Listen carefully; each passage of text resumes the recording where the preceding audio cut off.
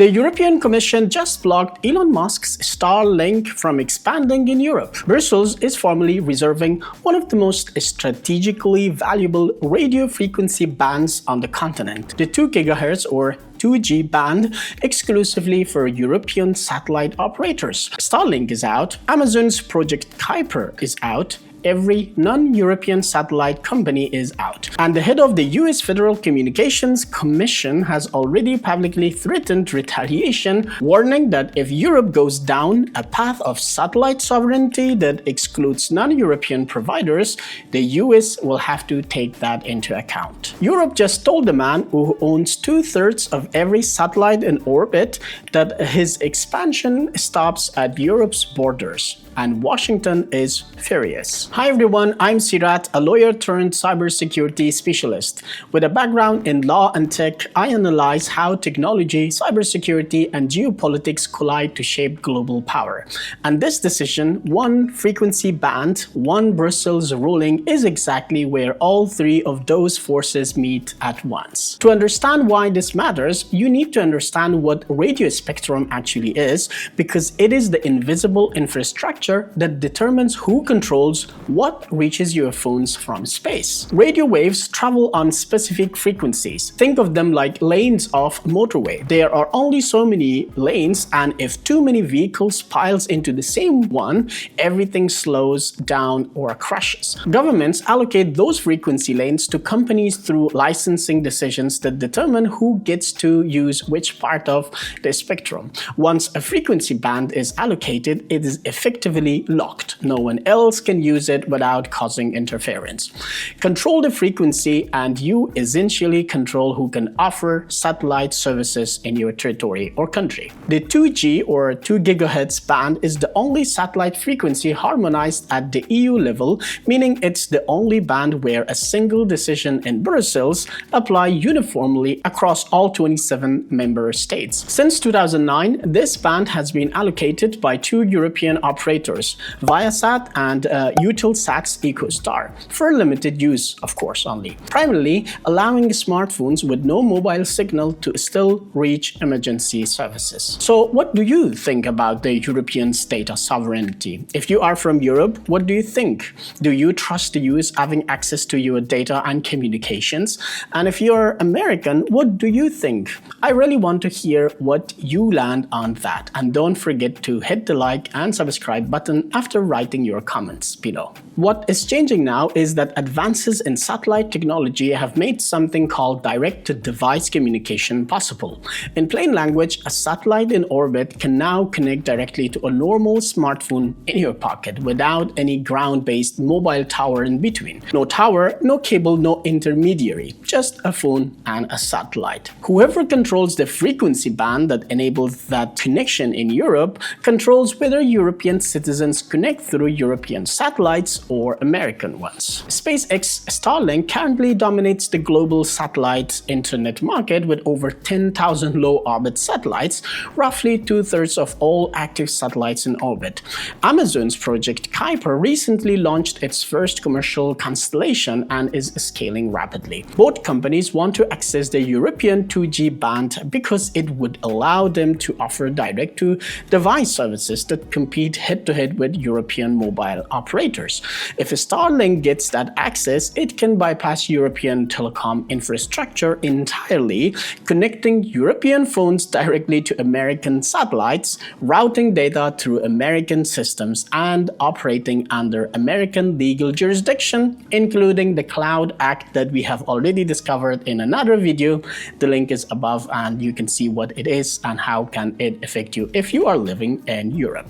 European mobile operators would lose customers to a foreign competitor operating from space, and European governments would lose sovereign control over a critical communications layer. The Commission's decision blocks that scenario entirely by reserving the 2G band for European operators. Brussels ensures that direct-to-device satellite services in Europe will be provided by companies subject to European law, European data protection rules, and European regulatory oversight. Thomas Rieger, the Commission spokesperson for tech sovereignty, put it directly: satellite connectivity is a key piece of our technological sovereignty, our security, and our defense. In the changing geopolitical situation, EU-wide satellite connectivity becomes synonymous with resilience, security, and capability. If you have been following this channel's work on European digital sovereignty, this is the radio spectrum chapter, the invisible layer underneath everything else that determines who controls the connection between orbit and your own pocket. The American response has already been sharp. At the Mobile World Congress in Barcelona in March, FCC Chairman Brendan Carr issued a very direct warning. Europe has national champion satellite providers that do substantial business in the US. He said, and whether we get to continue with a fair and even-handed approach is frankly in the hands of European regulators right now.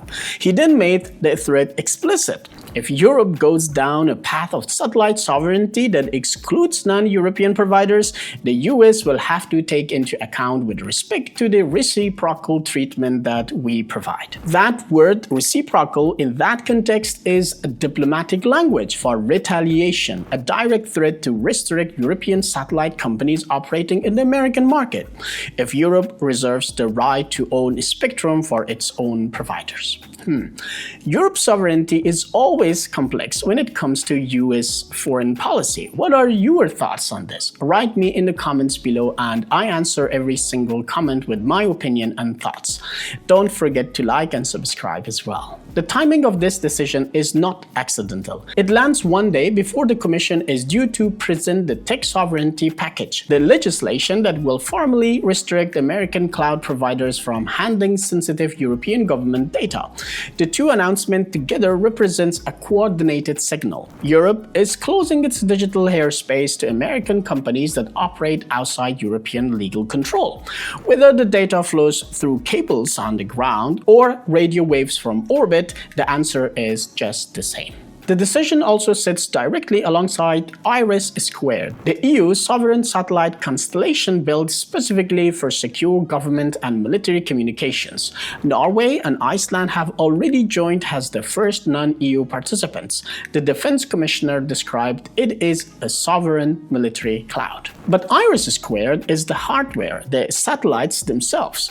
Wednesday's spectrum decision is the software layer, the frequency allocation that determines what those satellites and future European constellations can actually do once they are in orbit. Without reserved frequencies, even European satellites would have to compete with Starlink for bandwidth in their own skies. With reserved frequencies, European satellites have a guaranteed lane on the motorway that no American operator can enter. There are competing pressure inside the Commission too.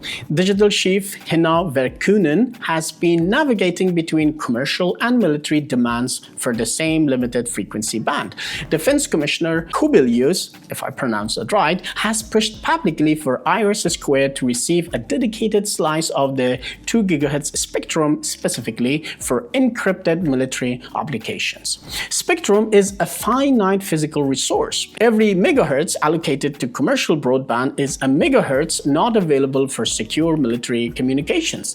The final decision will need to balance both. But the foundational principle that the band stays European is now settled. So what happens next? The Commission formally adopts this decision. The United States will respond with diplomatic protests, but will likely not immediately retaliate against European satellite operators in the American market, because doing so would risk escalating an already strained trade relationship at a moment when neither side wants to reopen that front. Starlink will continue to operate in Europe using its existing frequency allocations, but it is now permanently locked out of the 2G direct-to-device band. European operators backed by IRIS², the US Space Act, and the broader sovereignty architecture that's being assembled layer by layer will build the direct-to-device services that connect European phones to European satellites under European law. The invisible infrastructure that most people never think about, the radio waves that carry data between between orbit and your pocket is becoming one more layer of the European sovereignty stack that is no longer controlled from Washington. As a lawyer and cybersecurity specialist, this is the kind of structural shift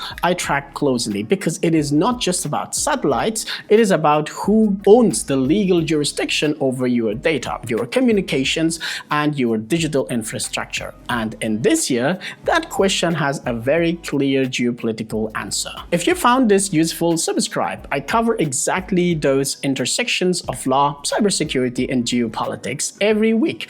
Drop a comment below. Do you think Europe's spectrum move is a necessary act of sovereignty, or is it the protectionism dressed up as a security policy? I want to hear where you land on this. See you in the next video.